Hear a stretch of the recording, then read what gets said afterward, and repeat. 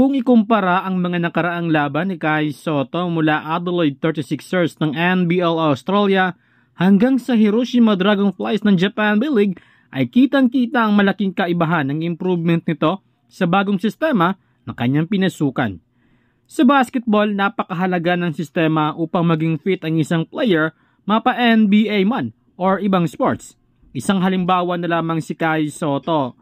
Mula sa kakulangan ng opportunity mula sa iba't ibang liga, particular na sa Gilas Pilipinas noong si Coach Chot Reyes pa lamang ang humawak nito, abay eto na siya ngayon.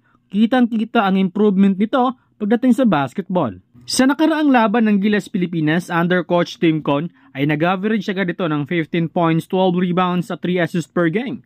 Malayong malayo kumpara noong si Coach Chot Reyes pa lamang ang humawak sa Gilas Pilipinas. Marami ang mga nagsasabi na masyado umanong mahina ang nakalaban ng Gilas Pilipinas sa nakaraang window. Pero eto, muli na namang pinatunayan ni Kai Sotto na even sa Japan B-League ay kaya niyang i-maintain ang kanyang mga stats. Last 5 games ng Yokohama ay nag-average si Kai Sotto ng 20 points, 10 rebounds per game. Kumpara noong nasa Hiroshima pa lamang si Kai ay masyadong mailap para sa kanya ang bola, gawa na rin ng kakulangan nila ng playmaker. Si Yokohama kasi, malaking tulong sa improvement ni Kai Sotto ang pagiging floor general ni Yuki Kawamura. Litaw na litaw ang mga magagandang pasa nito patungo kay Kai Sotto. Tapos binigyan pa ng magandang minuto na tsak na maging fluid pa ito sa team.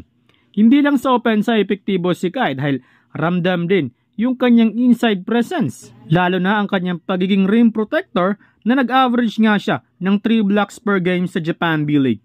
Well, hindi rin naman mawawala dyan ang mga weaknesses ni Kai tulad ng mid-shot at lateral movement.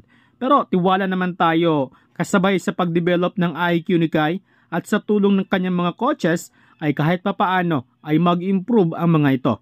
So yun, asahan natin na mas marami pang gugulatin si Kai Sotto sa Japan B-League.